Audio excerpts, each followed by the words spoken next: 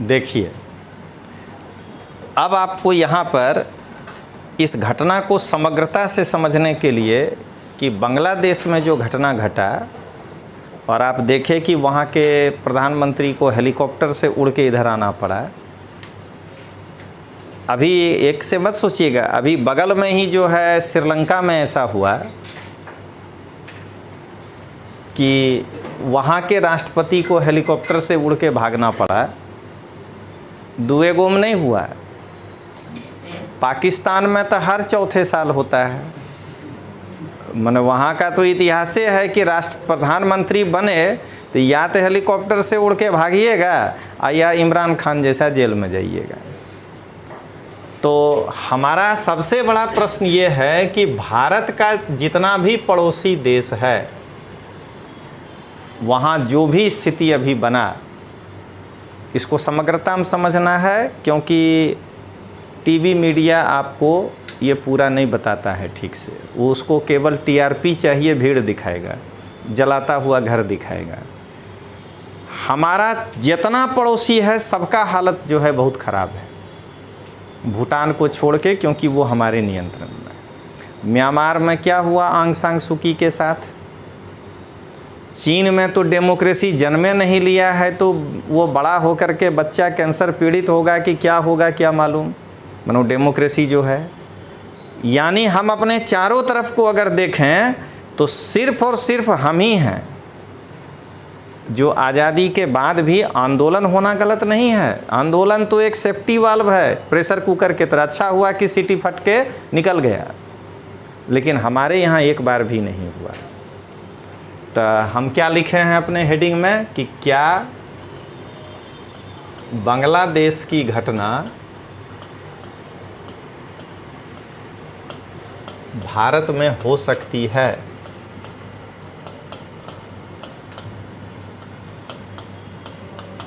तो इसका जवाब जो है वो है नहीं। लेकिन कैसे? क्योंकि आप लोग जो है आईएएस का तैयारी कर रहे हैं, आप लोग एसएससी का नहीं कर रहे हैं कि खाली टिकज मारवानू छे, या आप गुजरात में जीपीएससी की तैयारी कर रहे हैं जहाँ की लिखना है कि भारत में नहीं हो सकती है। और ये नहीं कि हम कोई शांति के लिए ये आपको समझा रहे हैं। सबसे पहले एगो शिवसेना में नेता है संजय रावत, या संजय कुछ साथ बोला है, संजय नाम वाला सब नेतबे गड़बड़ है, आधा से ज़्यादा है। तो वो जो है मतलब कि बयान दे दिया कि बगल में जैसा हुआ हमारे भारत के भी तानाशाह को समझना चाहिए। पहले तुम ये बताओ कि तुमरे उद्धव ठाकरे से बड़ा कोई तानाशाह है? अगर तानाशाह की बात की जाए ना, तो क्या उद्धव ठाकरे अपने पार्टी का चुना हुआ प्रेसिडेंट है? सबसे पहला चीज़ समझना है। भाजपा का हम समर्थन करने नहीं आए हैं, लेकिन आप ये सोचिएगा, आपको पढ़ाने आए हैं कि कैसे लिखना है। तो आप जो कह रहे हैं तानाशाह, तो जो तानाशाह बोल रहा है पहले वो अपने पार्टी में एक बार चुनाव के द्वारा बन के देख ले, तो हम समझ जाएंगे। आप सोचिएगा, संविधान, पार्टी के संविधान में संशोधन कर रहा है, करते गए अरविंद केजरीवाल। पहले जब वो बनाया था तब लिखा था 2 साल तक ही कोई संयोजक रहेगा।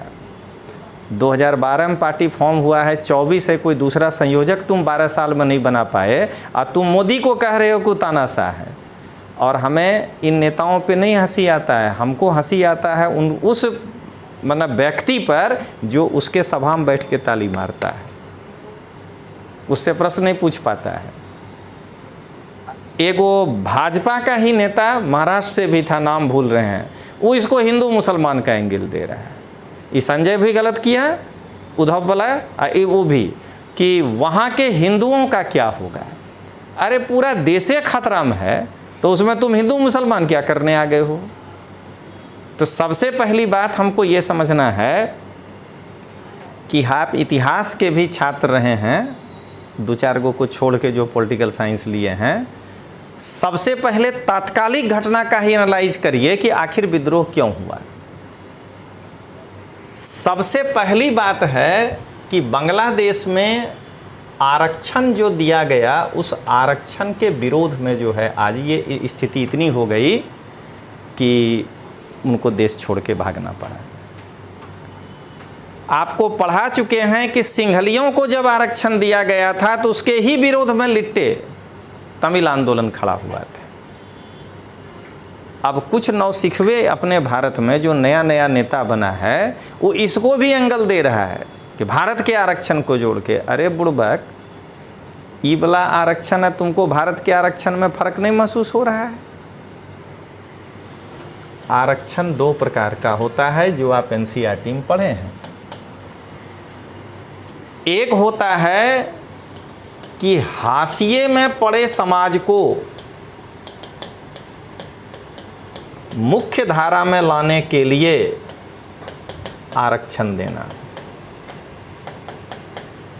एक आरक्षण ये होता है कि समाज का कमजोर वंचित वर्ग जो है, यानी आपके घर में ही आपके पिताजी, अगर आप 4 भाई होइएगा, 3 गो IAS IPS IRS हो जाइए, एगो पान का पार्लर खोल लेना, तो आप माथा भी फोड़ लीजिएगा, तब भी पिताजी चुरा के अपना तनख्वाह उसी को दे देंगे, बोल देंगे कि ले लिया रास्ता में, पॉकेट काट लिया। वो घर में वंचित है। समझ गए? ये है सरकार, पिता के तरह समझना है, परिवार के तरह चलाना है। और एक होता है कि नहीं, हमको विशेषाधिकार प्राप्त करने के लिए हमको आरक्षण दिया जाए। ये जो है 2 प्रकार का आरक्षण होगा। पहला आरक्षण का दुनिया में कोई विरोध नहीं करेगा। देख लीजिए, सबसे पहले हमारे आर्टिकल 16(1) में क्या लिखा है? पहले तो ये लिखा है कि राज्य सरकारी नौकरियों में सभी को अवसर का समानता देगा। इन्हें कहा है कोई विशेषाधिकार प्राप्त वर्ग को हम अलग से सुविधा देंगे। उसके बाद जाकर के 16(4) में कहा है, और वो भी देख लीजिए क्या कहा है, राज्य की राय में। और राज्य का मतलब केवल सरकार नहीं होता है। हमारे संविधान के भाग 3 का आर्टिकल 12 पढ़िए, राज्य का मतलब संसद भी होता है। तो पहले संसद में न कंसेंट आना चाहिए। तो कहता है राज्य के राय में यदि पिछड़े वर्गों को सरकारी नौकरी में उचित प्रतिनिधित्व नहीं है तो ये राय राज्य का होगा। हम आप जो पान दुकान पे, चाय दुकान पे बैठ के चर्चा कर रहे हैं कि अब ओबीसी आगे हो गया, नहीं होना चाहिए, ये आपका राय नहीं मांग रहा है। बाबा साहब नहीं लिखे हैं कि आपका राय चाहिए, राज्य का राय चाहिए। या तो राज्य विधानमंडल में इस बात का चर्चा होगा कि अब लगता है कि प्रतिनिधित्व मिल गया, इसलिए कहा है कि राज्य के राय में यदि सरकारी नौकरी में ओबीसी को उचित प्रतिनिधित्व नहीं है तो उनको आरक्षण दिया जाए। इसका उद्देश्य क्या है? इस लाइन के पीछे यही लिखा है कि नहीं, कि हाशिए में पड़े हुए ओबीसी वर्ग को मुख्य धारा में लाना है। 16(5) में क्या लिखा? जब राज्य को ये लग गया, यहाँ फिर राज्य का मतलब देख लीजिए, इस दोनों समय में पहले तो कैबिनेट को लगा, भारत सरकार को लगा, दोनों में, उसके बाद संसद को भी लगा। जब लगेगा कि जनरल कैटेगरी का भी जो पिछड़ा है इकोनॉमिकली, वो 50% के आरक्षण के सीमा के अंदर होने के बावजूद नहीं आ पा रहा है, तो उस 50 में से 10% का कटोरा खींच लिया और कहा कि भाई अब जनरल 40 में रहिए, 10% हम EWS को देंगे। हमारे यहाँ का सारे आरक्षण को देखिए जो दिया गया है, ये तो हुआ संविधान। हमने दिव्यांगों को आरक्षण दिया है। एक बार सोच करके देखिए कि हमारे यहाँ का स्टेप क्या है। क्या हमने विशेषाधिकार प्राप्त वर्ग को दिया है या वंचित वर्ग को दिया है? कैसे आप जो है ये कर देंगे? आप ये सोचिए, राजनीति हो सकती है। आज मैं खुल करके आपके सामने कह रहा हूँ कि 16(4) के अंतर्गत मुसलमानों को भी आरक्षण दिया जा सकता है, क्योंकि इसमें ये नहीं लिखा है कि राज्य के पिछड़े वर्ग के हिंदुओं को, आप पढ़िए उसको क्या लिखता है, पिछड़े वर्ग के नागरिकों को। तो फिर ये राज्य न तय करेगा तो ये पॉलिटिकल मामला हो सकता है कि कांग्रेस ने दिया तो आप वोट नहीं दीजिए, बीजेपी ने दिया तो दीजिए, वो अलग बात है। लेकिन आप उस ओबीसी के अंदर अगर किसी मुस्लिम को आरक्षण दिया गया है, धर्म के नाम पर नहीं दिया गया, नागरिक को दिया गया है, तो एक बात बताइए कि जो भी पार्टी इसका विरोध कर रहा है, आपके पास तो बढ़िया बढ़िया वकील है ना, लोगों को सलाह देते हैं कई मुद्दों पे कोर्ट जाइए, तो आप भी कोर्ट चलें जाइए, कोर्ट से इसको कैंसिल करा दीजिए। कौन मना किया है? मना आप कोर्ट नहीं जाइएगा और दूसरा लोग कोर्ट जाएगा। आप भी अभी जाके दिखाइए ना कि भाई आंध्र प्रदेश ने ओबीसी के नाम पर मुस्लिम को आरक्षण दिया है, सुप्रीम कोर्ट से दरखास्त करते हैं कि ये तो हिंदू ओबीसी है। आप जो है काहे नहीं संविधान में यहाँ लिख दीजिए हिंदू वर्ग के पिछड़े वर्गों को, मतलब अगर आपको आपत्ति है तो खुल के मैदान में आ जाइए, जरा लिख के देखिए कि वो संविधान के आधारभूत संरचना के साथ छेड़छाड़ हुआ कि नहीं, आपको कोर्ट आपके इस बिल को कैंसिल कर देता है कि नहीं। अब आइए तो हम अपने मूल बात पे ही आज रहे हैं, बांग्लादेश वाला। तो यहाँ आरक्षण के नाम पर उबाल नहीं हो सकता है। यहाँ आप अगर आप आरक्षण के फॉर्मेट पर गप कर सकते हैं, जो सुप्रीम कोर्ट किया कि भाई ओबीसी के अंदर ये, आप उसके विरोध में भी जा सकते हैं कि नहीं ये 4 नहीं होना चाहिए, 1 होना चाहिए। लेकिन सुप्रीम कोर्ट भी ये नहीं कह रहा है कि आरक्षण नहीं होना चाहिए, क्योंकि हमारे आरक्षण में कहीं भी आप देख लीजिए SC, ST, OBC, EWS, दिव्यांग, और अब एक बात और बता देते हैं, महिला, GPSC में महिला को भी 33% आरक्षण है। काहे नहीं आपके मन में उबाल आता है? क्योंकि आप जैसे विरोध करिएगा आपको तुरंत बैठा करके समझा देगा कि एक आरक्षण का विरोध करिएगा, महिला 48% आपके खिलाफ ना खड़े हुए। क्या बोलने आए हो जी? हमारे यहाँ ये घटने नहीं हो पाएगा, वही आके लाठी लेकर खड़ी हो जाएगी।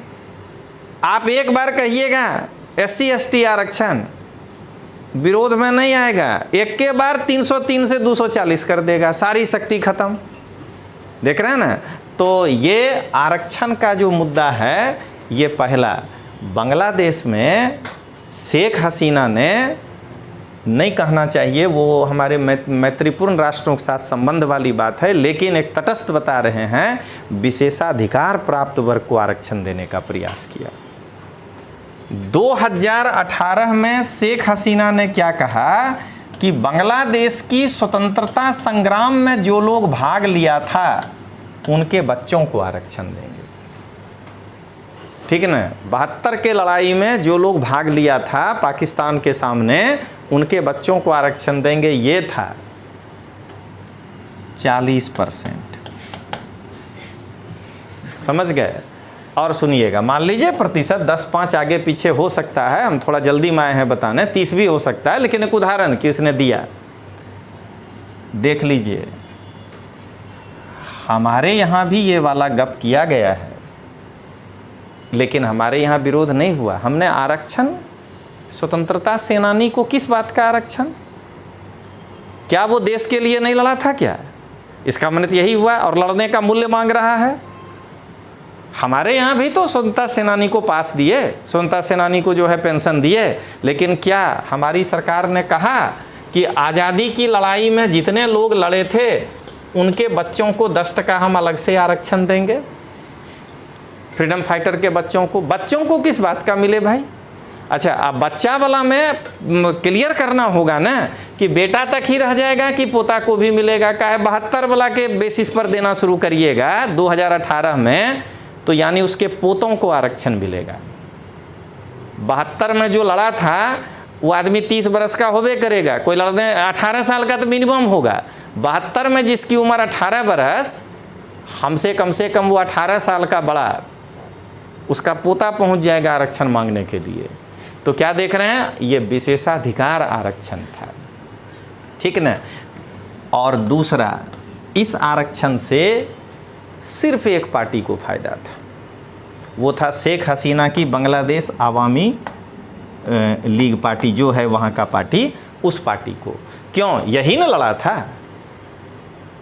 आज़ादी के लड़ाई में गांधी जी एक बार भी बोले कि मेरे साथ सविनय अवज्ञा में वो नहीं आएगा जो कांग्रेस का सदस्य नहीं होगा। गांधी ने कहा कि मैं ये आंदोलन शुरू कर रहा हूँ और पूरा देश हमको साथ दे, ठीक ना। लेकिन यहाँ तो शेख मुजीबुर रहमान क्या कहा कि मेरी जो बांग्लादेश की ये पार्टी है, अवामी नेशनल पार्टी, बैन, हाँ नाम याद आ गया, बांग्लादेश अवामी नेशनल पार्टी, उसके लोग जो हैं लड़ रहे हैं। और ध्यान रखिएगा, जब अपनों से ही लड़ना होता है तो दो भाग होना ही है। हम ब्रिटेन से लड़ रहे थे, जो उपनिवेश था, ये तो पाकिस्तान को बुद्धिए नहीं था, नहीं तो आज तक ये उसी का भाग होता ना। द्विराष्ट्र सिद्धांत के नाम पर भारत से दोनों अलग हुआ था। आप इस चीज़ को समझिएगा, धर्म भी दोनों का एक है, केवल उसको दो ही कंप्रोमाइज़ करना था, एक भाषा कि उर्दू और बांग्ला दोनों रहेगा राजभाषा। आज हम लोग 21 भाषा को साथ लेके चल रहे हैं, तुम दो भाषा नहीं लेके चल पाया, जरा इसको समझिएगा। उसको संस्कृति कि नहीं, बांग्लादेश की मुस्लिम महिला साड़ी पहनेगी, कोई बात नहीं, वो उदाहरण बता रहे हैं। क्या किया पाकिस्तान? कल्चर के नाम पर डिवाइड कर दिया। और कभी भी किसी देश का नागरिक दोयम दर्जे का नहीं होता है। पाकिस्तान ने बांग्लादेश के नागरिक को सेकंड ग्रेड का नागरिक समझा। तो जाहिर है कि अब जब बांग्लादेश के सामने शेख हसीना के पिताजी शेख मुजीबुर रहमान इस आंदोलन को शुरू करेंगे, आज जो उनका मूर्ति तोड़ा कौन था वो बता रहे हैं, तो जाहिर है कि पाकिस्तान समर्थक भी बांग्लादेश में लोग होगा। लड़ना अपनों से है, वही कहलाया रजाकार, समझ गए। तो ये 60-40 होगा। तो उस वक्त तो क्या हुआ, इस उन्माद में बांग्लादेश का निर्माण हो गया। लेकिन बाद में जब ये आरक्षण आया ना, तो क्या निकला, जो रजाकार था उसको लग गया कि मेरे साथ तो अन्याय हो गया। अगर यहाँ पर यही हाशिएकरण के कारण आया होता ना आरक्षण, कि भाई ऐसा है कि इस आरक्षण में उनको ही मिलेगा जो हमारे यहाँ भी ओबीसी है, वो कमीशन गठित कर देता, वो भी ऐसा ही सामाजिक और कुछ भी लगा देता संकेतक। और दूसरा कि ये आपको एक घटना बताए, समझ में आ गया कि दो प्रकार का आरक्षण दोनों देश में है। हमारा आरक्षण हाशिएकरण में पड़े वंचित समूह को मुख्य धारा में लाने वाला है, और बांग्लादेश का जो आरक्षण था वो क्या था, विशेषाधिकार प्राप्त वर्ग के लिए आरक्षण लेकर आया गया। स्वतंत्रता सेनानी को अपने यहाँ फ्री में AC2 का पास मिला था, 20-20 हज़ार रुपया महीना मिलता था। हमरे भी नानी को मिला है, नाना को मिला है, लेकिन इसका मतलब ये थोड़े था कि अब हम आज आरक्षण का अप्लाई कर देंगे फार्म भरते समय कि हमरे नाना स्वतंत्रता सेनानी थे, तो तब आपके मन में विरोध आ जाएगा। स्वतंत्रता सेनानी थे, ठीक ना, घर से तो मजबूत थे, जाति से तो राजपूत हैं, तो आरक्षण किसको मिलना चाहिए, जरा एक बार सोच के देखिए। तो तात्कालिक घटना समझ में आ गया, भारत की आरक्षण पॉलिसी किसी भी कीमत पर विशेषाधिकार दिलाने वाली आरक्षण पॉलिसी नहीं है, हाशिएकरण में पड़े लोगों को मुख्य धारा में लाने वाली ये है। इसलिए यहाँ इस मुद्दे पर कभी तात्कालिक घटना नहीं बनेगा। अब जितने भी लोग IAS की तैयारी कराते हैं, एक आदमी अगर संविधान बांग्लादेश का पढ़ा हो, कारण उसके आरक्षण को ये मामला तो ख़त्म हो गया था, सुप्रीम कोर्ट जो है वो डाइल्यूट कर दिया, उसी आदेश पर ये निकला है। सुप्रीम कोर्ट कहा, भूल रहे हैं 2 या 3% या 5%, कहा कि नहीं, वो लोग जो हैं जो स्वतंत्रता सेनानी थे उसमें 5%। हमारा भी तो सुप्रीम कोर्ट कहा कि यहीं पर बनेगा मंदिर। इसका मतलब क्या हुआ, हमारा जो सुप्रीम कोर्ट है उस पर लोगों का भरोसा है। इसका मतलब कि हमारे संविधान में लूप होल्स नहीं है। जिस दिन लूप होल्स आ जाएगा ना, उस दिन लोग फिर न्यायपालिका का भी बात नहीं मानने लगेगा। उनके संविधान में जो है कमियां हैं। सबसे पहला कमी देखिए, हमारे संविधान में अभी देखिए, आपको नुजर अर्थ बताएगी। ऐसा लाइन ऊपर लिखा हुआ है बिस्मिल्लाह अर्रहमान अर्रहीम, क्या मतलब है? अल्लाह के नाम से, जो अत्यंत कृपाशील दयावान है, उस रचयिता अत्यंत दयालु के नाम से। अगर हम भी अपने संविधान के ऊपर ये लिख दें कि भगवान श्री राम के चरणों में अर्पित करते हैं, तब कोई मानेगा? सोचकर देखिएगा, एकदम जरा ये इंटेलेक्चुअल होकर के सोचिए कि जिस संविधान में ये लाइन लिखा हो, वहाँ अगर 10% भी हिंदू रहता है, ईसाई रहता है, बौद्ध रहता है, तो आप उसको राष्ट्र के नाम पर, आप ये कह सकते थे कि वहाँ तो इतना ईजी था ना, सारे बंगाली भाषी हैं, अपने बांग्ला भाषा और बांग्ला गौरव के नाम पर अगर आप इतना लिख देते तो सारे लोग आपके साथ आ जाते। आपकी शुरुआत ही गलत है। और दूसरा, इस पर नंबर 1 लगाया है, मेरे पास ओरिजिनल सोर्स नहीं है, लेकिन हम संविधान पढ़ाते हैं, ये पक्का है कि आगे संशोधन करके ये हसीना जी का ही कमाल है। समझ गए? ये संशोधन हुआ है, इसमें साल नहीं लिखा हुआ है, हम बड़ा मुश्किल से दूसरे देश का संविधान है निकाले हैं। अब आइए, इसकी दूसरी कमियां क्या हैं, आप ये देखिए। क्या हमने अभी लाइन पढ़ते हैं, ये अपने प्रियम्बल में लिखे, आप अगर ये लिखिएगा तो रजाकार को विद्रोह होगा। हम बांग्लादेश के लोग कॉपी अपना ही मारा है। 26 मार्च 1971 को अपनी स्वतंत्रता की घोषणा करते हुए और राष्ट्रीय मुक्ति के लिए एक ऐतिहासिक संघर्ष के माध्यम से, इतना ही मामला गड़बड़ है। राष्ट्रीय मुक्ति के लिए संघर्ष, ये भारत वाला संघर्ष नहीं था कि सब ब्रिटिश के साथ था।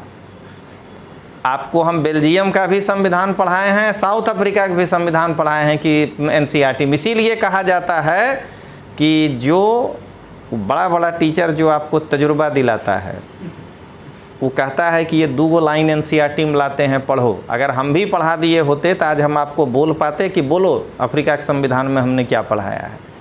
क्या था? गोरों के प्रति भी कहा कि हमको कोई आक्रोश नहीं होगा, गोरों से भी बोलवाया कि बोलो कि हमने इस अत्याचार किया है। तो यहाँ देख लीजिए, ये जैसे ही ये लाइन बोलिएगा तो रजाकार जो है उसके मन में आएगा दिक्कत। अब आइए, तीसरा, हमेशा ध्यान रखना है कि आप पढ़ चुके हैं, ये बड़ा प्रॉब्लम नहीं है, लेकिन आप पढ़ चुके हैं कि संघात्मक और एकात्मक में संघात्मकता अच्छा होता है। पावर का जब डिसेंट्रलाइजेशन करते हैं भारत में, इसीलिए नहीं होगा जो बता रहे हैं, यहाँ पावर का डिसेंट्रलाइजेशन है, राज्य सूची ये सब। हम तो आर्टिकल 1 में ही कह रहे हैं कि बांग्लादेश एक एकात्मक, समझ गए, यूनिलैटरल। इसका मतलब कि नहीं कोई प्रधान मुख्यमंत्री, नहीं कोई राज्यपाल, कोई नहीं है बांग्लादेश में, जो चला रहा है प्रधानमंत्री चला रहा है पूरे देश को, ठीक है ना। क्षेत्रीय अंदर से आंतरिक असंतोष हो रहा होगा कि नहीं, पृष्ठभूमि को पकड़िए। आज जो आपको बता रहे हैं ना, आप हालत ख़राब कर दीजिएगा लोगों का कि देखो हम जो लाए हैं तुम, और आपके लिए भोरे समझे। अब आइए, इसका आर्टिकल 2 तो ठीक था, नंबर 5 है, बहुत नीचे दिया है, यानी कोई संशोधन है। ये लोग घुस के जो 2A किया है ना, यही भारत में जो करने का प्रयास कर रहा है उसका विरोध करिए, चाहे कोई भी पार्टी हो। देखिए क्या हुआ है, घुस कर लिखा है 2A, गणराज्य का राज धर्म इस्लाम है। देख रहे हैं ना, घुस कर 2A किया है। आपको भी कोई कहे कि भारत, हम भारत के लोग, भारत को प्रभुत्व संपन्न, समाजवादी, लोकतंत्रात्मक, ये जो कह रहा है, नहीं, उसमें अगर कह दे भारत को प्रभुत्व संपन्न, हिंदू राष्ट्र, समाजवादी, लोकतंत्रात्मक गणराज्य बनाते हैं, उस व्यक्ति का कभी समर्थन नहीं करना है, खुले में बता रहे हैं। देख लीजिए कि नहीं, तब वही वाला आदमी को हेलीकॉप्टर लेकर भागना होता है। ये ध्यान रखिएगा। देखिए क्या किया है, लेकिन घाव पर मरहम लगाने का प्रयास किया है।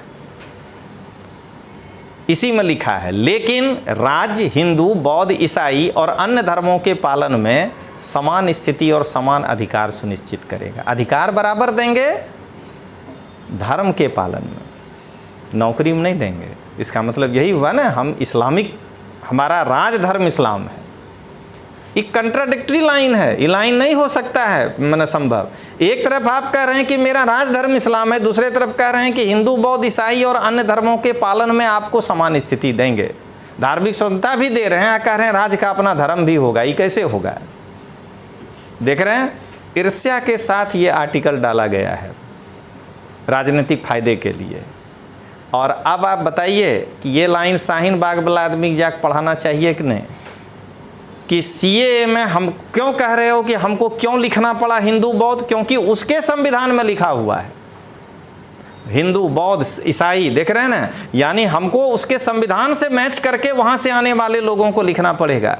पढ़े थे ही नहीं, अब फ्री में हमारा टैक्स से बनाया हुआ रोड पर आके बैठ गया और अपने ही जाति के लोगों का खून पसीना चूसा कि लाभ फंड, भोजन करेंगे, पानी पिएंगे, और अपने ही धर्म के लोगों को जो है गुमराह किया ये लोग वहाँ खड़ा होकर के। अब आइए, अब जरा आगे बढ़ते जाते हैं। यहाँ तक आप देख लिए कि संविधान में क्या प्रॉब्लम है। अब इस संविधान का अगला जो समस्या है वो है आर्टिकल 48। वो है, आप अपना आर्टिकल 75 याद करिएगा, ठीक न? तो अपना 75 कहता है, सॉरी रुक जाइए, 75 नहीं, गलत बोल गए। आप अपना आर्टिकल 54, 55 याद करिए। देखिए क्या लिखा है, राज्य की समस्त कार्यपालिका शक्ति राष्ट्रपति के हाथों में निहित होगी। हम बता रहे हैं, आप कहाँ ले जा रहे हैं आपको? कोर्ट पर। वहाँ का भरोसा क्यों नहीं हुआ लोगों को? तो सुनिएगा, राज्य की समस्त कार्यपालिका शक्ति राष्ट्रपति के हाथों में होगी, जिसका प्रयोग वह स्वयं या अपने अधीनस्थ कर्मचारी के माध्यम से करेगा। ये लाइन लिखा हुआ है, ठीक है। अब आइए 75, वो भी है। क्या लिखा है? राष्ट्रपति को सलाह देने के लिए एक मंत्री परिषद होगी, है ना, जिसके सलाह पर राष्ट्रपति को काम करना बाध्य होगा। राष्ट्रपति केवल एक बार वापस कर सकता है। हम भावार्थ समझा दिए। अब देखिए यहाँ और यहाँ हम क्या खेला है। राष्ट्रपति अपने, हम आर्टिकल 48 पढ़ रहे हैं, इसीलिए कह रहे हैं कि जब भी कोई समस्या है ना, थोड़ा सा मेहनत पड़ता है, उस देश का कॉन्स्टिट्यूशन निकालिए। आज अब कोई हमको कहे कि बांग्लादेश के संविधान में हमको आधा घंटा भी नहीं लगा, अरे सब अपने वाला बात लिखा है, खाली अपना 25 उसका 32 है, तो उसका 35 अपना 12 है, ऐसा है। तो देखिए क्या कहता है, देखिए अपना 52 है कि नहीं, हम पहले 48(1) पढ़ते हैं। बांग्लादेश का एक राष्ट्रपति होगा जो संसद के सदस्यों के द्वारा कानून के अनुसार चुना जाएगा। पहला लफड़ा यही है, कानून का है भाई। हम लोग क्लियर लिखे हैं न कि भारत का एक राष्ट्रपति होगा, और उसके बाद हम आगे के आर्टिकल में जाके राष्ट्रपति के निर्वाचन की रीति यहीं लिख दिए, और उसमें क्लियर कह दिए कि संसद के दोनों सदनों के निर्वाचित प्रतिनिधि और राज्य विधानसभा के निर्वाचित प्रतिनिधि। इस संसद जब कानून बनाएगा, तो जब शेख हसीना की बहुमत होगी तो फिर वो वहाँ कानून ऐसा बना देगी कि हम जिसको चाहेंगे वही कठपुतली राष्ट्रपति होगा, ठीक है ना। आप जरा सोच करके देखिए कि एक बार भी जब किसी सरकार को 10 राज्य से ज़्यादा में नहीं होता है सरकार, तो उसको राष्ट्रपति बनाना कितना भारी पड़ जाता है इंडिया में। यहाँ क्या लिखे हैं, संसद के सदस्यों के कानून। अगर ये लिखता ना कि जो संसद के द्वारा दोनों अगर वहाँ 2 हाउस अभी है, आगे 2 हाउस हो तो कह देता कि दोनों हाउस के प्रतिनिधियों द्वारा। नहीं, संसद एक कानून बनाएगा। कहीं संसद ये तो नहीं कानून बना देगा। उदाहरण बता रहे हैं कि शेख हसीना की पार्टी के डिस्ट्रिक्ट लेवल के मेंबरों के द्वारा चुना जाएगा। उदाहरण समझिएगा, संसद के सदस्यों द्वारा कानून के अनुसार, देख रहे हैं, तो संसद का सदस्य जो कानून बनाएगा उसके अनुसार, ठीक है। चलिए कानून बना देते हैं कि जिसका सीट का संख्या ज़्यादा उसी का राष्ट्रपति होगा। हमारे यहाँ ये नहीं है, डेमोक्रेसी है। अब आइए दूसरा क्या कहता है, सो सुनिएगा। कहता है 48 का 3, इसी में खेला सबसे ज़्यादा है। राष्ट्रपति अपने समस्त कृत्यों के निर्वहन में, खाली 2 जगह, अनुच्छेद वहाँ नहीं पढ़ना है, अब हम अपना यहाँ वाला पढ़ रहे हैं, बांग्लादेश वाला। आप अपना संविधान ने, राष्ट्रपति अपने समस्त कृत्यों के निर्वहन में जो भी काम करेगा अनुच्छेद 56 के खंड 3 के अनुसार, माने इसका जो 56 है, प्रधानमंत्री की नियुक्ति करते समय वो विवेकी शक्ति के साथ काम करेगा। प्रधानमंत्री नियुक्त करते समय जो बहुमत में होगा उसको बनाएगा। और बस यही गड़बड़ है, 95 के खंड 1 के अनुसार मुख्य न्यायाधीश की नियुक्ति के कृत्यों को छोड़कर, माने राष्ट्रपति अपने मन से खाली वहाँ के चीफ जस्टिस ऑफ बांग्लादेश को ही नियुक्त करेगा, प्रधानमंत्री के सलाह पे काम करेगा। अब समझे, मैं सबसे पहला व्यक्ति था जिस समय की बीजेपी के सरकार के आने पर एक राष्ट्रीय न्यायिक आयोग की बात किया गया था। हमने कहा था कि बिल्कुल नहीं होगा और होना चाहिए, नहीं तो हमारा न्यायाधीश यही हो जाते। प्रधानमंत्री जिस मोहरा का नाम ले लेगा राष्ट्रपति उसको जो है वहाँ का जस्टिस ऑफ बांग्लादेश बना देगा। अभी बताइए, अगर आज यहाँ 30 लोग हैं, वहाँ जितने भी हों, वो 30 जब प्रधानमंत्री का ही आदमी है, तो अब आप विवेकी शक्ति से क्या चुनने जा रहे हैं चीफ जस्टिस ऑफ बांग्लादेश? पहला बात बताइए। जब क्या लिख दिया, 95 के खंड 1 के अनुसार मुख्य न्यायाधीश की नियुक्ति को छोड़कर, तब मुख्य न्यायाधीश तो न्यायाधीश वेश न बनेगा। और जब न्यायाधीश प्रधानमंत्री के चिट्ठी पे बना है, तो आप जब उसमें से अब तो उसी में से ना चुनिएगा, तो बताइए किसको चुनिएगा? तो इसका मतलब ये हुआ कि शेख हसीना, जनता को बाद में समझ में आया, 3 बार प्रधानमंत्री रही है वह। समझ गए ना? एक काम करिए, जरा लिखिए टेन्योर ऑफ शेख हसीना, अभी आपको पता चल जाएगा। तब तक हम दूसरा निकाल के दिखाते हैं आपको कि अगला लफड़ा। खाली इतना बताइएगा कि दिमाग मजबूत हुआ कि नहीं हुआ कि बांग्लादेश में तख्ता पलट हो जाता है और हम लोग नहीं, माने हमारे यहाँ नहीं हो सकता है। शेख हसीना कब से कब तक? अरे कुछ नहीं मिले विकिपीडिया में शेख हसीना लिख के देखिए, अपने पता चल जाएगा।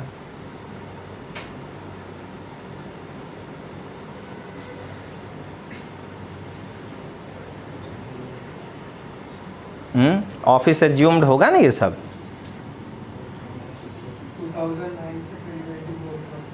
2009 से लगातार। जरा ये बताइए कि शेख हसीना के द्वारा 2010 से जब चुन चुन के समझ गए ना, 2-4 बार और बोलिए, चुन चुन के जब सुप्रीम कोर्ट में अपना जज भरना शुरू की होगी वो, क्योंकि सब काम प्रधानमंत्री की सलाह पर हो रहा है, तो वर्ष 2024 आते आते बांग्लादेश के उच्चतम न्यायालय में शेख हसीना की पार्टी, देखिए क्या लिखा है, वही शेख हसीना के पास पढ़िए। बांग्लादेश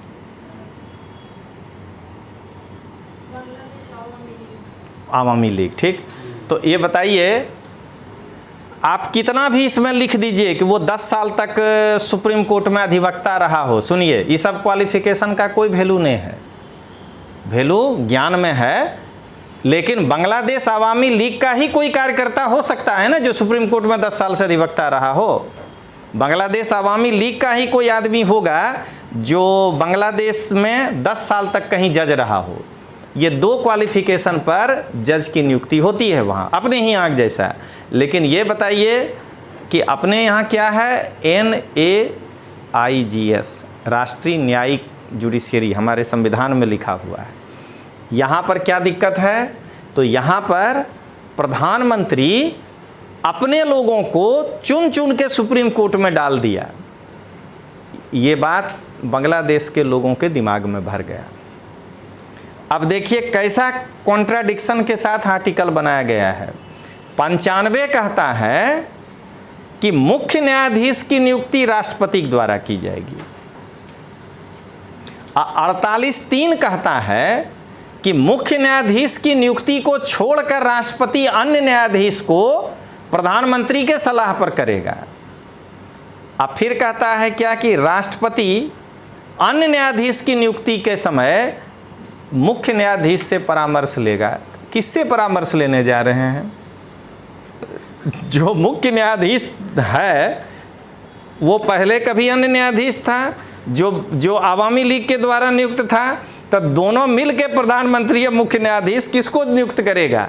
क्या हुआ? धीरे धीरे धीरे धीरे हार्डकोर कार्यकर्ता और हार्डकोर कार्यकर्ता और हार्डकोर कार्यकर्ता को आपने जज बनाना शुरू कर दिया। इसीलिए जो है वहाँ के लोगों को इस पर भरोसा नहीं हुआ। अब जरा अंतिम लाइन, आप ये सोच करके देखिए कि कोई भी प्रधानमंत्री क्यों भागा? क्योंकि सेना उसकी बात मानने से इनकार कर दिया। कहीं भी अगर कोई प्रधानमंत्री भागता है या राष्ट्रपति, तो सेना उसकी बात मानने से इनकार कर दिया। इसका मतलब है कि संविधान में कहीं न कहीं व्यवस्था है, समय आपका खाएगा, कि प्रधानमंत्री के बात को शायद इस कंडीशन में सेना मना कर सकता है। कहीं न कहीं कुछ बात है। हमारा सेना कितने एडवर्स कंडीशन में लड़ा है, लेकिन क्या कभी इनकार किया? कर ही नहीं सकता है ना, क्योंकि हमारे संविधान में सेना के लिए कुछ है ही नहीं कि वो कोई डिसीजन ले सकता है। तीनों सेना का अध्यक्ष राष्ट्रपति होगा। तब प्रधानमंत्री कहेगा ही नहीं इनकी गोली चलाओ, कहेगा राष्ट्रपति, और राष्ट्रपति मंत्रिपरिषद के सलाह पे काम करेगा। देख रहे हैं। और तीसरा, बिना कटोकटी लगाए कुछ हो ही नहीं सकता है अपने देश में। जब भीड़ आया तो हमारे यहाँ क्या लिखा है 352 में? युद्ध, बाह्य आक्रमण या आंतरिक अशांति। तो आंतरिक अशांति के आधार पर जब लग रहा था इस प्रधानमंत्री को, ये 2009 से है, ये तो अनुभवी है, पिताजी भी रहे हैं, तो इसने आपातकाल की घोषणा क्यों नहीं किया? अपने देश में क्या होगा? आप जैसे ही इस तरह का मूवमेंट शुरू करिएगा, देश में कटोकटी लग जाएगा और आपको घर के अंदर कर दिया जाएगा। संपूर्ण शक्ति राष्ट्रपति अपने हाथों में ले लेगा, प्रधानमंत्री डिफ्यूज हो जाएगा। हालांकि प्रधानमंत्री ही निर्णय लेता नहीं था, हम इंदिरा गांधी के आपातकाल का नहीं विरोध करते, लेकिन ध्यान रखिएगा। तो हमारे देश में मतलब कि आगे बढ़ने के पहले कह रहे हैं कि इतना से काम नहीं चलेगा, मैंने इतना झुकना पड़ेगा। बाबा साहब अम्बेडकर जो लिख के गए, आज अगर ये नहीं लिखे होते तो आप जरा सोच के देखिए कि उन्होंने कभी कहा कि हम भारत के लोग हिंदू राज बनाते हैं, जबकि सब तो कांग्रेसे का बहुमत था। उसके बाद के भी लोगों को देखिए, 42वां संशोधन में भी धर्मनिरपेक्षता ही लिखा गया। 42वां संशोधन बहुत खराब था, एगो कॉन्स्टिट्यूशन हो सकता है उतना में, लेकिन वहाँ भी अगर जोड़े हैं तो हमने क्या जोड़ा है? धर्मनिरपेक्षता। व्यवहार में भले कांग्रेस फॉलो करे या नहीं करे, लेकिन उसको कागज पे तो फॉलो करना ही पड़ा। तो अब अगर हम आपको ये लाइन का जवाब कहें कि लिख करके हमको दिखाइए 250 शब्द में कि क्या बांग्लादेश में जो घटना घटा भारत में पुनरावृत्ति हो सकता है, तो कभी भी कहिएगा कि नहीं। और अंतिम में, हालांकि वो फर्स्ट में होना चाहिए, हमारा जनता भी जो है नागरिक, बांग्लादेश के नागरिक से ज़्यादा जो है बुद्धिमान है। झगड़ा करने की ज़रूरत क्या है भाई? आपको उदाहरण दिखाते हैं। इंदिरा गांधी दुर्गा बनने का प्रयास की, इंसान को हम दुर्गा नहीं बनने देते हैं, धड़ाम से गिरा दिए 78 में। हमारे जनता के को देखिए कि हमारा फैसला कैसा होता है, तुरते आ जाएगी ज़मीन पे। राजीव को लगा कि अरे 411 बुला हम हैं, जो चाहेंगे कर देंगे, नवासीम धड़ाम से गिरा दिए। फील गुड, वाजपेयी जी नारा दिए, फील गुड। अब मनोज तिवारी गाना गाए, ठीक ना, कि फील गुड में बीए करके बकरी चरावे आनंदबा, आ नौकरी खातिर जहर खा के मर गए विद्यानंद बा। बस ऐसा फील गुड कराया अटल बिहारी वाजपेयी जी को कि 10 साल तक कोई सरकार नहीं। देख रहे हैं, अपने जनता को भी देखिए। लास्ट में हम एकदम तटस्थ एक बता रहे हैं। उसके बाद फील गुड हो गया सोनिया को, उसको लगा कि मोदी कितना कुछ करेगा 2014 में, घुमा फिरा कर हम ही आवेंगे। काहे उसके दिमाग में यूपी में कुछ नहीं होगा, समझ गए। वहाँ से तो अखिलेश मायावती जी जीतेंगी, हमको टेका देंगी। बिहार में तो लालू ही रहेगा, हमको टेका देंगी। जनता बोला अभी बताते हैं, बस गिरा दिया। एक एक उदाहरण देखिए।